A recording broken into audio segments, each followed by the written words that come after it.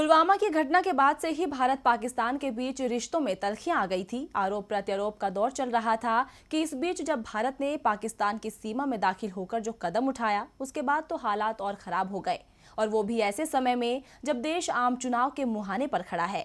ऐसे में सवाल उठ रहे हैं कि क्या इसका लोकसभा चुनाव पर कोई असर पड़ेगा। इस पर भारतीय निर्वाचन आयोग ने क्या कुछ कहा, आइए देखते हैं इस रिपोर्ट में। क्या भारत और पाकिस्तान के रिश्तों में आई खटास की वजह से टल जाएंगे आम चुनाव? क्या देश के हालातों को देखते हुए चुनाव आयोग लेगा कोई बड़ा फैसला? पुलवामा की घटना और पाकिस्तान में भारत की कार्रवाई के बाद से ही हर किसी की जुबान पर बस यही सवाल है। सभी जानना चाहते हैं कि क्या आम चुनाव स्थगित कर दिए जाएंगे।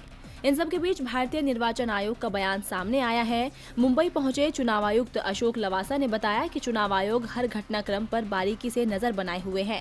पाकिस्तान और भारत के बीच बढ़ते तनाव पर हमारा पूरा ध्यान है।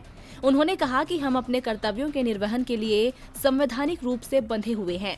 हम अपनी तैयारियों में जुटे हैं और दूसरी तरफ देश के हालात पर भी हमारी पैनी नजर है। दरअसल माना जा रहा है कि मार्च के पहले हफ्ते में चुनाव आयोग आम चुनाव की तारीखों का ऐलान कर सकता है।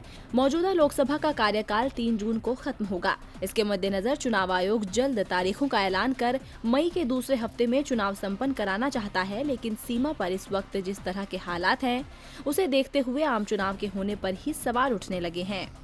डीबी लाइव की रिपोर्ट।